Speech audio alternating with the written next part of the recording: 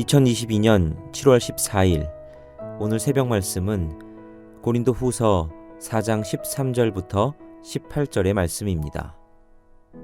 기록된 바 내가 믿었으므로 말하였다 한 것 같이 우리가 같은 믿음의 마음을 가졌으니 우리도 믿었으므로 또한 말하노라. 주 예수를 다시 살리시니가 예수와 함께 우리도 다시 살리사 너희와 함께 그 앞에 서게 하실 줄을 아노라. 이는 모든 것이 너희를 위함이니 많은 사람의 감사로 말미암아 은혜가 더하여 넘쳐서 하나님께 영광을 돌리게 하려 함이라. 그러므로 우리가 낙심하지 아니하노니 우리의 겉사람은 낡아지나 우리의 속사람은 날로 새로워지도다. 우리가 잠시 받는 환난에 경한 것이 지극히 크고 영원한 영광에 중한 것을 우리에게 이루게 함이니 우리가 주목하는 것은 보이는 것이 아니요 보이지 않는 것이니 보이는 것은 잠깐이요 보이지 않는 것은 영원함이라. 경험 없는 신참 마귀가 자신이 인간한테 가서 인간을 유혹하고 큰 성과를 거두겠다고 호언장담을 했습니다. 그렇게 호언장담을 하고는 인간들을 넘어뜨릴 무기를 사러 무기상점에 들렀답니다. 그곳에는 다양한 무기들이 있었습니다. 미움도 있고 질투도 있고 비싸고 유용해 보이는 여러 무기들이 각각의 위용을 뽐내고 있었답니다. 저렴해 보이는 무기들도 있었는데 그런데 저 한쪽을 보니까 다 낡아빠진 상자에 들어있는 아주 낡은 것 같은 한 무기가 눈에 들어왔습니다. 딱 보기에도 굉장히 많이 사용감이 있고 낡은 오래된 무기같이 보였습니다. 그런데 그 무기의 가격이 다른 무기보다 터무니없이 비싸게 가격표가 붙어 있었답니다. 그래서 신참마귀가 주인에게 물었죠. 도대체 이 낡아빠진 무기가 왜 이렇게 비싼 겁니까? 우리의 생각으로도 많이 사용하면 중고면 좀 싼 값에 거래되어야 하는데 근데 다른 무기에 비해서 너무 터무니없이 비싸니까 이게 의문이 들지 않겠습니까? 그 질문을 듣고 주인이 이렇게 말했답니다. 이 무기는 많이 사용해서 낡기도 했고 닳기도 했지요. 그런데 그만큼 효과가 좋은 무기라는 뜻입니다. 인간들을 넘어뜨리는데 너무도 많이 그리고 유용하게 사용되었기에 지금도 비싼 가격에 팔리고 있는 겁니다. 이렇게 말했답니다. 그 무기의 이름이 무엇일까요? 그 무기는 바로 낙심이라는 무기였습니다. 낙심은 그만큼 사람을 주저앉게 하고 힘들게 하는 무서운 사탄의 무기가 됩니다. 고난과 역경이 사람을 무너뜨리는 것 같지만 그렇지 않습니다. 진짜 사람이 무너질 때는 그 사람이 낙심할 때인 거죠. 우리가 묵상하고 있는 고린도 후서가 쓰여진 상황을 보면 바울은 낙심하기에 충분한 상황이었습니다. 고린도 교회는 바울이 열정을 부어가며 세운 교회입니다. 동역자인 브리스길라와 아굴라와 함께 스스로의 생업을 영위하면서 한편으로는 정성스럽게 오랜 기간 공을 들여 개척한 교회가 고린도 교회입니다.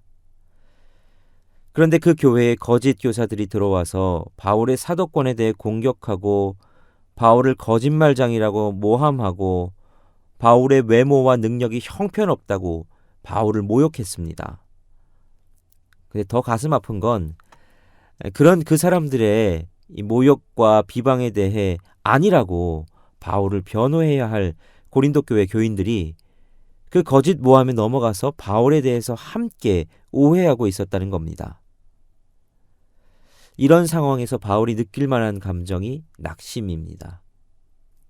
자신이 쏟아부었던 모든 노력과 희생이 헛수고처럼 느껴졌을 겁니다. 그리고 지금까지 해도 안 되는데 더 이상 무슨 소망이 있겠나 하는 생각이 들었을 수 있을 것 같습니다. 저 같았으면 아마 그랬을 것 같습니다.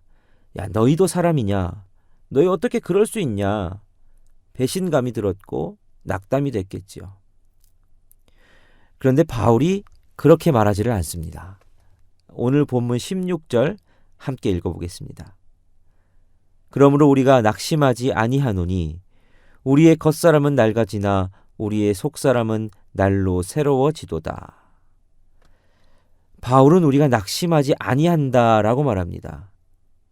이 모든 상황에도 낙심하지 않는다라고 말하면서 사단의 공격에 대해 넘어지지 않는다는 승리의 선포를 하고 있습니다. 저도 목회자로서 교회에서 사역을 하거나 선교를 가거나 여러 사역들을 할 때가 있죠. 그런데 그때마다 정말 심각한 영적인 공격은 사람 때문에, 사역 때문에 낙심하게 될 때입니다. 낙심하게 되면 정말 사역할 힘이 다 빠져버립니다. 그때 정신을 바짝 차려야 하죠. 내가 이러면 안 되지 하고 이게 영적 공격이지 하고 정신을 바짝 차려야 됩니다. 근데 그냥 정신을 내가 바짝 차려야 되겠다라고 생각만 하면 저절로 낙심이 달아나고 정신이 차려질까요? 저절로 힘이 날까요? 그렇지 않습니다. 그러면 바울은 왜 자신이 낙담하지 않는다라고 말합니까? 무엇이 바울로 하여금 낙심하지 않게 할까요? 답은 18절에 있습니다. 18절을 읽어보겠습니다. 우리가 주목하는 것은 보이는 것이 아니요 보이지 않는 것이니 보이는 것은 잠깐이요 보이지 않는 것은 영원함이라. 바울은 자신이 주목하는 것이 보이는 것이 아니라 보이지 않는 것이라고 말합니다. 이것이 낙심하지 않는 비결입니다. 바울은 항상 보이지 않는 것을 바라보는 사람이었기에 낙심하지 않을 수 있었습니다. 사람들은 바울의 보이는 것으로 바울을 깎아내리고 비난했습니다. 바울의 말이 어눌하다, 바울의 생김새가 초라하다, 능력 있어 보이지 않는다. 바울이 전도여행하면 한답시고 고난당하고 저렇게 초라하게 다니는 것 봐라. 왠지 권세가 없어 보인다. 이런 여러 말들로 바울을 힘들게 했습니다. 그런 말 들으면 자존감이 떨어질 수 있죠. 그런데 바울은 그러한 공격에 대해서 16절에서 본 것처럼 우리의 겉사람은 낡아지나 우리의 속사람은 날로 새로워지도다 라고 항변합니다. 맨날 복음 전한다면서 고난만 당하는 바울을 향한 비판에서는 17절에서 우리가 잠시 받는 환난에 경한 것이 지극히 크고 영원한 영광에 중한 것을 우리에게 이루려 함이다 라고 말하면서 흔들리지 않는 모습을 보여줍니다. 사람들의 모함과 공격이 통하지 않는 바울의 모습을 보게 됩니다.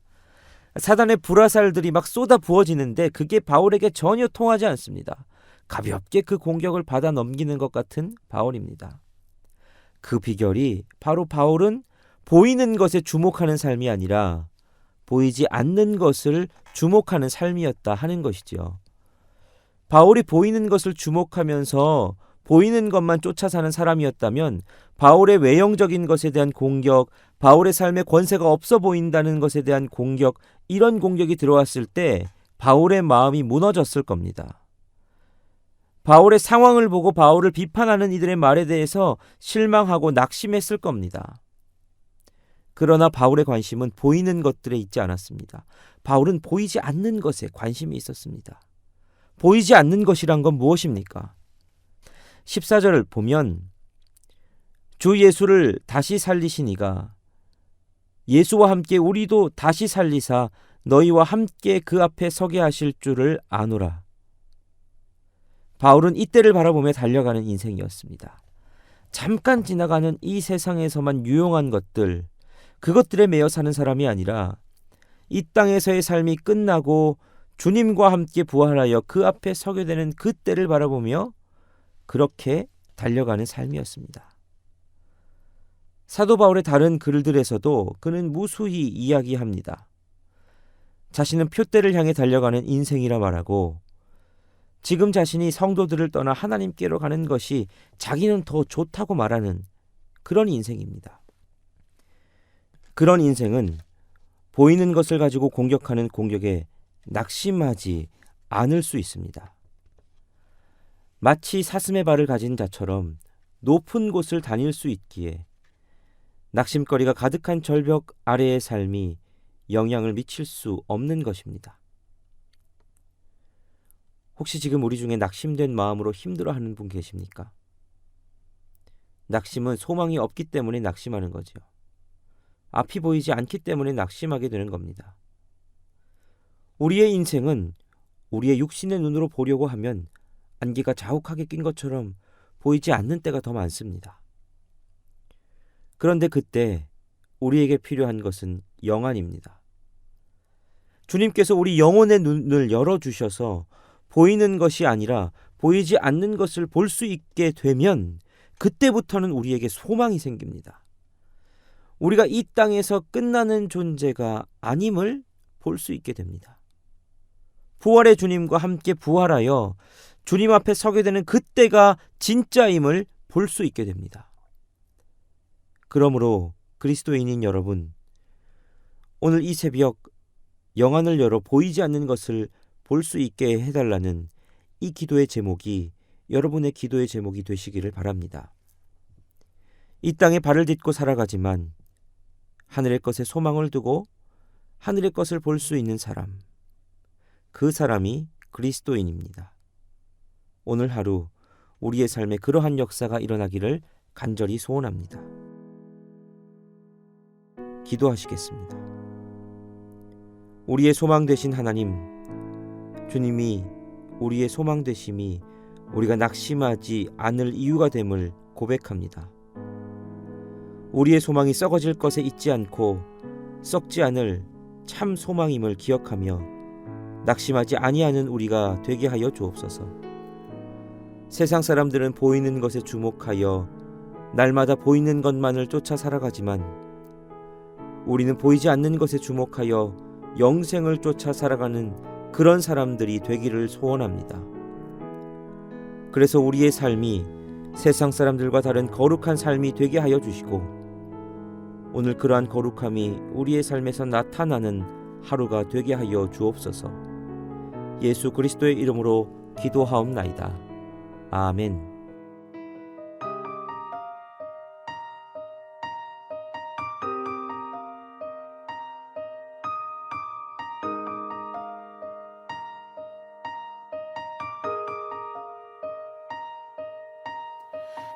내게로부터 눈을 들어 주를 보기 시작할 때 주의 일을 보겠네. 내 작은 마음 돌이키사 하늘에 꿈꾸게 하네. 주님을 볼 때 내게로부터 눈을 들어 주를 보기 시작할 때 주의 일을 보겠네. 내 작은 마음 돌이키사 하늘에 꿈꾸게 하네. 주님을 볼 때 모든 시선을 주님께 드리고 살아계신 하나님을 느낄 때 내 삶은 주의 역사가 되고 하나님이 일하기 시작하네.